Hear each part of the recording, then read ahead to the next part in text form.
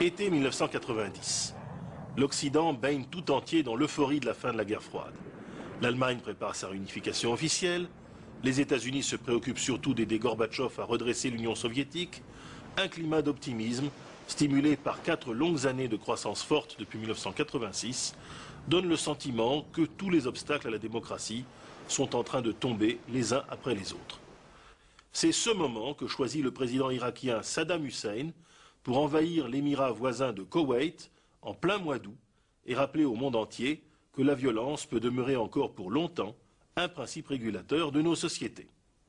Le coup est rude, d'autant qu'on ne comprend toujours pas comment ce chef d'État arabe, qui pendant les 10 dernières années était devenu un partenaire constant des Occidentaux, un allié des États arabes pro-américains tels l'Égypte, pouvait se transformer du jour au lendemain en menace stratégique de première grandeur pour ses anciens partenaires. Comment donc expliquer ce retournement de situation qui laissait méduser ses alliés occidentaux? La première raison de ce comportement que l'on trouve en chemin, c'est bien sûr le long contentieux qui oppose depuis toujours l'Irak à Koweït. Dès les années 30, le roi d'Irak Faisal de la dynastie hachémite cherche déjà à rassembler sous son sceptre toutes les terres arabes et le petit émirat frontalier de Koweït, construction artificielle qui lui ferme quasiment l'accès au golfe Persique, est pour lui l'agrandissement le plus évident que le roi demandera à la puissance tutélaire britannique de l'autoriser à accomplir. En vain. En 1964, l'Angleterre accorde son indépendance à l'émirat et tout de suite, l'Irak révolutionnaire maintenant tente une annexion. Mais il suffira de l'apparition d'un porte-avions britannique au large pour calmer le jeu. Depuis lors, la situation s'était beaucoup apaisée. Petite Suisse du désert, Koweït avait pratiqué une politique de bonne volonté avec tous les États arabes petits et grands. Plus spécifiquement, Koweït n'avait cessé de subventionner Saddam Hussein dans sa guerre de 10 ans contre l'Iran islamiste.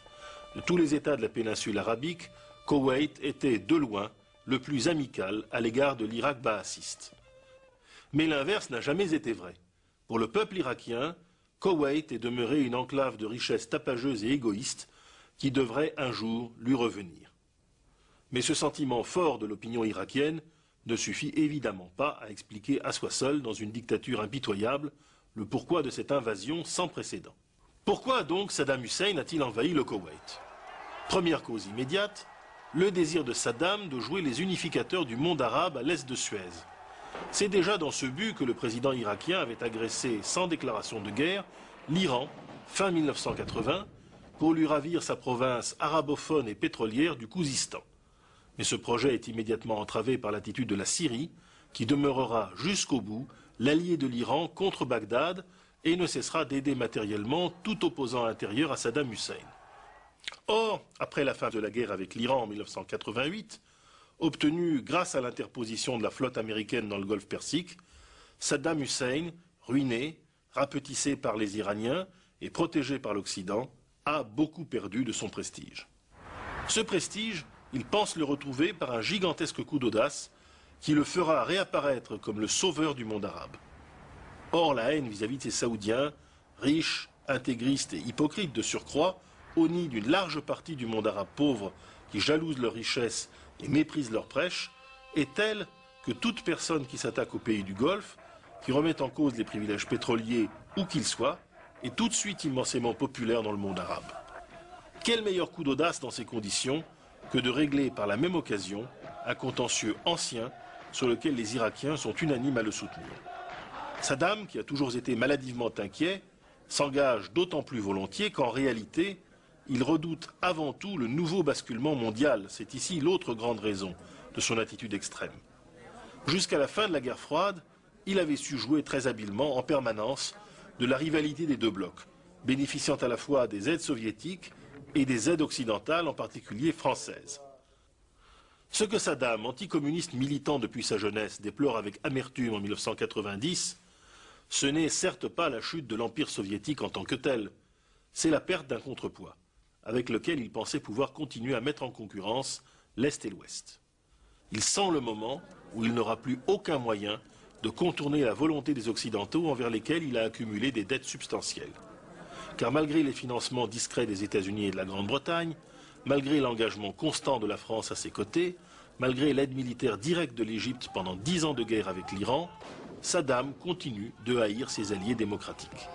Il interprète en paranoïa classique les demandes de remboursement partiel de sa dette qui se multiplient après la signature de l'armistice avec Téhéran comme autant de manifestations de la traîtrise des Occidentaux qui voudraient empêcher l'Irak de conserver une puissante armée. Quand même Paris, excédé, se joint au concert des créanciers malheureux, la résolution du président irakien est prise, il renversera la table. Par la même occasion, en réalisant sur le dos de Koweït le casse du siècle, il pense provoquer un nouveau choc pétrolier et résoudre à court terme les problèmes effectivement aigus de financement du pays, rendu déjà exsangue par 10 ans de guerre et qui n'a plus les moyens de ses galopantes ambitions. Dans sa fuite en avant exaltée, Saddam s'imagine enfin que son geste spectaculaire pourrait faire émerger une grande puissance arabe indépendante une fois pour toutes. Il suffirait pour cela, par-delà Koweït, d'ébranler l'Arabie saoudite pour provoquer, comme dans un souffle, le ralliement de tous les autres, égyptiens, syriens, emportés par leurs opinions publiques et exaltés par la prochaine étape, la revanche contre Israël. Le 2 août 1990, le processus est engagé, l'armée irakienne envahit l'Émirat et le soumet en 48 heures, presque sans combat sérieux. Mais la réussite de ce plan stratégique grandiose dépend tout d'abord de la réaction des autres États arabes. Quelle est-elle? Les réactions ne sont pas celles escomptées. Les deux alliés pro-occidentaux de la veille, le roi Hussein de Jordanie et le général libanais Aoun, lui-même aux abois, font mine de le soutenir, mais attendent en réalité la fin de l'orage, qui sera d'ailleurs fatale au général Aoun. Plus sérieuse semble être la mobilisation de l'OLP. En soutenant ouvertement Saddam Hussein, Arafat se jette tête baissée dans l'aventure. Pour toute satisfaction, les Palestiniens pourront applaudir bruyamment au lancer de vieux scuds soviétiques sur le territoire israélien par Saddam, qui tentera par là, mais en vain, de faire croire au monde arabe que la bataille se dirige contre l'État hébreu. Au Maghreb, en revanche, l'opinion se passionne pour l'acte d'audace de Saddam. Mais le Maghreb est bien loin et ne peut laisser se dégrader trop nettement ses rapports avec l'Europe, la France notamment. Le Soudan islamiste et le Yémen révolutionnaire vont également soutenir verbalement l'Irak, mais ce sont là fort peu de choses face à la cohésion sans faille des trois grands du monde arabe, Égypte, Arabie Saoudite et Syrie, qui ensemble se mettent tout de suite d'accord pour monter la garde devant la frontière du Koweït et pour appeler l'oncle d'Amérique à la rescousse, quel qu'en soit le prix politique à payer face aux opinions arabes. Cette mésestimation des réactions arabes est la grande erreur stratégique de Saddam. Sans ces réactions, une bonne part des actions américaines à l'ONU comme sur le terrain se serait avérée difficile. Mais la seconde raison de l'échec réside aussi dans une sous-estimation complète du rapport de force militaire et de la volonté politique de l'Occident. Isolé dans le monde arabe, Saddam doit maintenant faire face à la réaction furibonde des Occidentaux. Quelles sont les réactions occidentales? Nous sommes alors en pleine surchauffe des économies industrielles et les prix du pétrole sont fort incertains. L'action irakienne aurait pu déclencher un troisième choc pétrolier au pire moment, celui de la réunification de l'Allemagne et de la formation d'une forte synergie avec l'Europe de l'Est.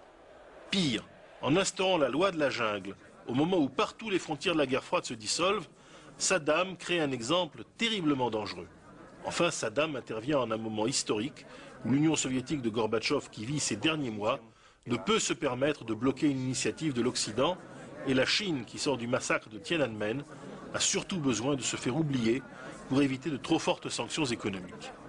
Disposant ainsi pour la première fois depuis 1946 d'une majorité stable et calme au Conseil de sécurité de l'ONU, le président américain George Bush prendra tout son temps pour se faire voter une sorte de mandat de gestion internationale avec le plein appui des trois principaux États arabes.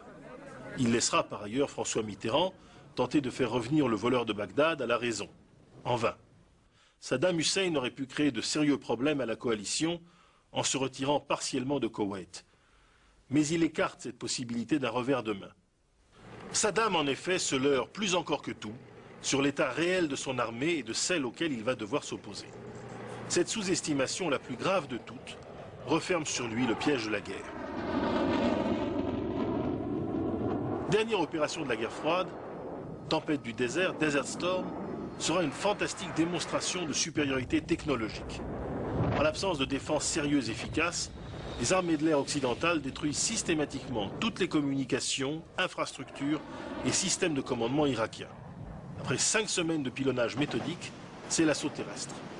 La guerre se transforme alors en ce que le Premier ministre français Michel Rocard baptisera avec bonheur d'opération de police internationale. Elle est en ce sens aussi la première aventure militaire de l'après-guerre froide. Pourtant, si la victoire technologique est totale, la victoire stratégique, elle, échappe à la coalition anti-Saddam.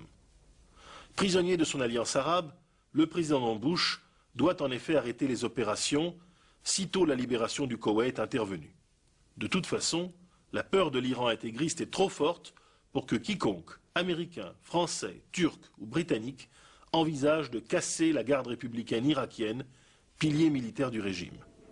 Saddam survivra politiquement et physiquement à l'effondrement de ses rêves insensés. Il aura entraîné toutefois 20 millions d'Irakiens dans le cataclysme économique et humain. Alors, guerre du Koweït, guerre inutile? Sans doute pas, puisque l'anarchie a pu être partiellement contenue, la fin de la crise de Koweït a amplement prouvé la folie de Saddam Hussein, l'ineptie de la phase ultime du nationalisme arabe qu'il incarne, l'efficacité de la nouvelle machine de guerre américaine. Elle n'a en revanche apporté aucun réconfort quant à l'aptitude des sociétés démocratiques à gérer dans la durée la violence parfois terrible que provoquent les mutations sans précédent que la fin de la guerre froide entraîne nécessairement avec elle.